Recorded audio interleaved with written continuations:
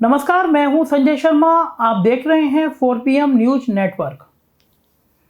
अमित शाह जी ने कल यूपी के नेताओं को तलब कर लिया दिल्ली दरबार में।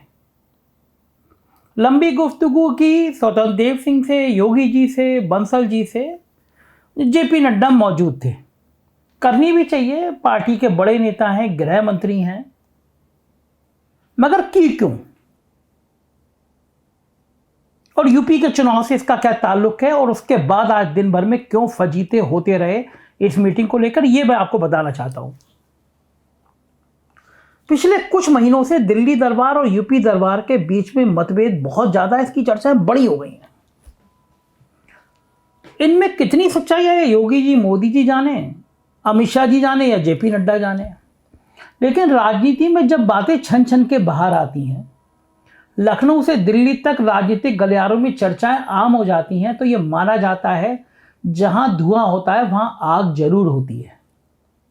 और यहां तो वाकई आग लगी हुई है। कुछ महीने पहले यह चर्चा बड़ी आम हो गई कि साहब अमित शाह की पटती नहीं है योगी जी से, और कुछ लोग तो दावे करने लगे कि दोनों के बीच में संवादहीनता आ गई है। और भाई लोग दावा करने लगे कि मोदी जी भी अमित शाह से नाराज हो गए हैं, तो मोदी जी ने योगी जी पे हाथ रख दिया है। ये सब ऐसी कपोल बातें थी जो जिनकी फाम में लोग बातें कर रहे थे कि योगी जी का इतना बड़ा कद हो गया, उन्होंने सीधा मोदी जी सेट कर ली। जबकि दिल्ली में बच्चा बच्चा जानता है कि योगी जी की टीम कितने ही दावे करे, मगर मोदी जी और अमित शाह एक जिस्म दो जान है।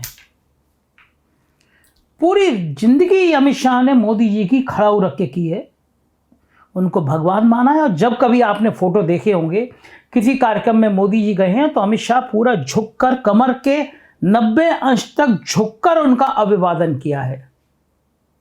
गलती से भी एक लाइन ऐसी क्रॉस नहीं की है जो उनके साहेब को पसंद ना हो। एक वीडियो वायरल हुआ था, जेपी नड्डा जी भागे भागे चले जा रहे थे मोदी जी के पीछे पीछे, तो अमित शाह ने यूं करके हाथ करके पीछे कर दिया था उनको कि फ्रेम में उनके साहेब के साथ कोई दूसरा नहीं आएगा। मगर फिर दूसरा तो उत्तर प्रदेश से आ गया।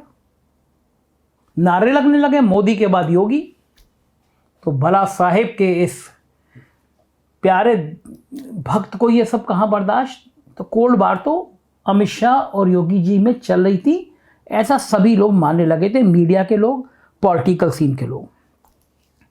अब बात आगे पहुंची, बात खिंचते खिंचते यहां तक पहुंची कि कुछ कुछ अघोषित चैलेंज होने लगे। तो राजनीति में लड़ाइयां आमने सामने नहीं होती। पॉलिटिकल पार्टी, हमने कांग्रेस की तमाम बड़ी लड़ाइयां देखी हैं, संकेत दिए जाते हैं, बॉडी लैंग्वेज से संकेत दिए जाते हैं, जिससे आपकी लड़ाई चल रही है उसके सिपे से लार के पत्ते पीट के दिए जाते हैं, एक अघोषित मैसेज दिए जाते हैं लड़ाई के। तो इस मीटिंग से पहले जब अमित शाह के घर गए योगी जी, तो मैसेज दिया गया। एक फोटो वायरल हुई जिसमें अमित शाह यूं करके टेक लगाए कि यूं करके बैठे हुए हैं, और योगी जी यूं करके अलर्ट बैठे हुए हैं। मैंने कहा ना, राजनीति में बॉडी लैंग्वेज का मतलब होता है। तब लोगों ने सोशल मीडिया पे लिखना शुरू किया कि ये अमित शाह जी आपने सही नहीं किया। योगी जी जहां जाते हैं वहां नीचे पहले भगवा तौलिया बिछाई जाती है, पीछे भगवा तौलिया लगाई जाती है, तब योगी जी अपना आसन ग्रहण करते हैं। और आपने योगी जी को अटेंशन में बैठा दिया और कम से कम एक नीचे तौलिया बिछा जानी चाहिए थी भगवा। लेकिन अमित शाह की टीम ऐसे संदेश देना चाह रही थी, अपनी ताकत का एहसास कराना चाह रही थी। फिर आया मंत्रिमंडल विस्तार का दौर, ये मंत्री बने, वो मंत्री बने, जितेंद्र प्रसाद ने दिल्ली में ज्वाइन कर लिया, तो योगी जी का मुंह फूल गया। योगी जी की टीम ने कहा ये तो वो है जो कुछ महीने पहले तक मोहल्ले मोहल्ले में घूमते थे कि योगी राज में ब्राह्मणों का बड़ा उत्पीड़न हो गया है। जितेंद्र प्रसाद तो बाकायदा ब्राह्मणों की हत्याओं की लिस्ट जारी करते थे और कहते थे योगी राज में ब्राह्मणों की, दर्जनों ब्राह्मणों की हत्या हो गई है, तो भला मैं इसको मंत्री कैसे बना दूं। और बड़ा फेस योगी जी ने फंसा दिया अरविंद शर्मा के नाम को लेकर, जो प्रधानमंत्री नरेंद्र मोदी का सबसे करीबी आदमी, जो पीएमओ का, दिल्ली दरबार का, दिल्ली ब्यूरोक्रेसी का सबसे ताकतवर आदमी, जो सालों तक नरेंद्र मोदी को अपना भगवान मानता है, मेंटर मानता है, किताब में लिखा। और मोदी जी ने कहा कि जब मैं दिल्ली आया तो पहला व्यक्ति जिसने मुझे सिखाया वो अरविंद शर्मा। वो दिल्ली से लखनऊ आते हैं, और योगी जी उनकी सही मायनों में गत बना देते हैं।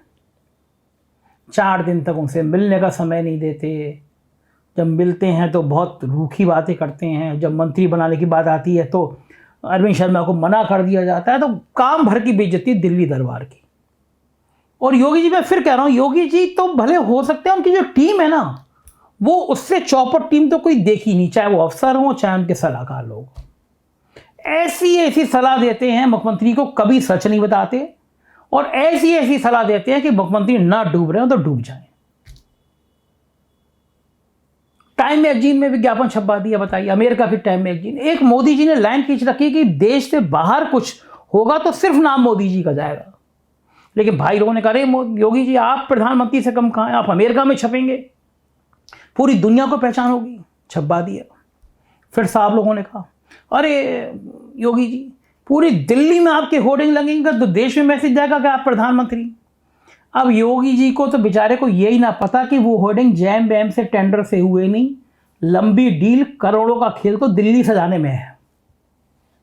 आरटीआई से मांग के देख लीजिए, सूचना विभाग आपको दे दे कि दिल्ली के होर्डिंग के कब जैम के टेंडर हुए, किस कंपनी ने लिया, उस कंपनी का इतिहास मालूम कर लीजिए। योगी जी तो सोच रहे हैं मेरी खातिर दिल्ली सजा रहे हैं ये अफसर अपना माल बटोर रहे हैं। जब दिल्ली सज गई तो मोदी जी की टीम को लगा कि दिल्ली हमारी और सजा रहे हैं योगी जी। तो गुस्सा आना स्वाभाविक था। तो दिल्ली दरबार में जब ये लड़ाई बढ़ गई, मंत्रिपरिषद के नाम गए, मोदी जी अपनी सीट पर रख के बैठ गए, कोई साइन नहीं, कोई अनुमति नहीं। इधर धड़कनें बढ़ रही थी। दिल्ली दरबार ने भी कह दिया कि हम आएंगे उत्तर प्रदेश में, बहुत तारीफ करेंगे, भाई योगी सरकार बहुत बढ़िया काम कर रही है, उत्तर प्रदेश सरकार एक्सीलेंट काम कर रही है। लेकिन अपने मुंह से बिल्कुल नहीं कहेंगे कि अगले मुख्यमंत्री योगी आदित्यनाथ होंगे। नरेंद्र मोदी जी आए, बनारस में इतनी तारीफें करी योगी जी की, इतनी तारीफें करी कि भारतीय जनता पार्टी के नेता ही कहने लगे यार ये तो कुछ ज़्यादा ही हो गया।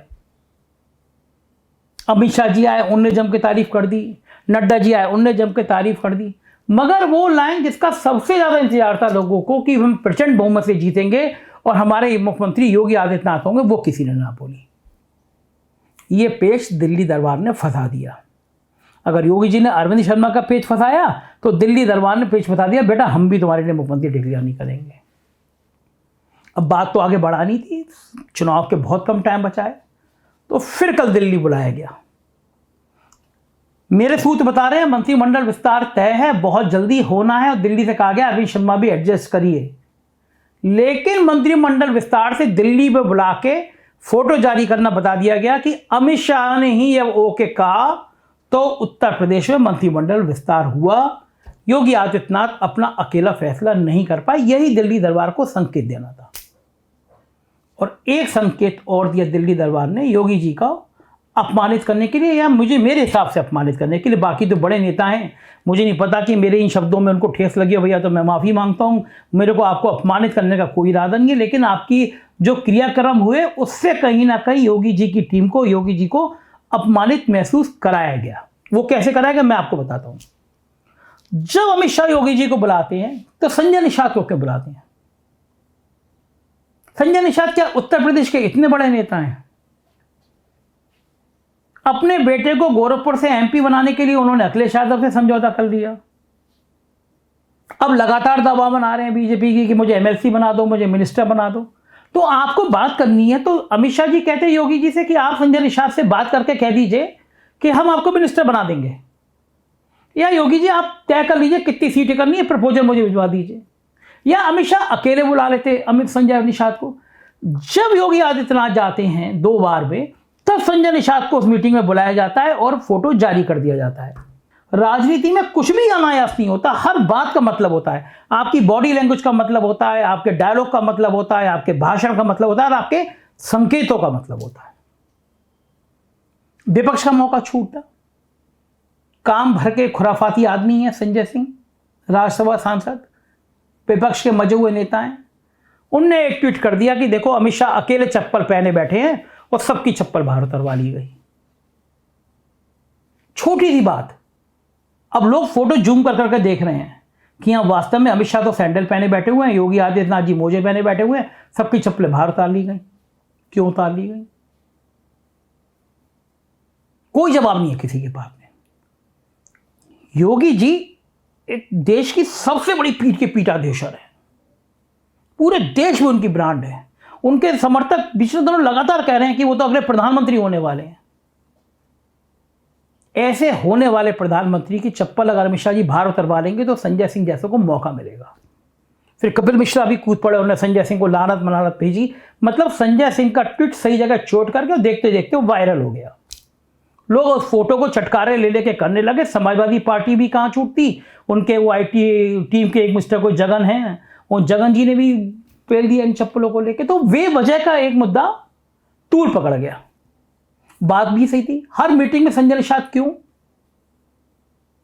अब अगर मंत्रिमंडल का विस्तार होता है और अरविंद शर्मा का नाम आ जाता है तो योगी जी के लिए बड़ी असहज स्थिति हो जाएगी।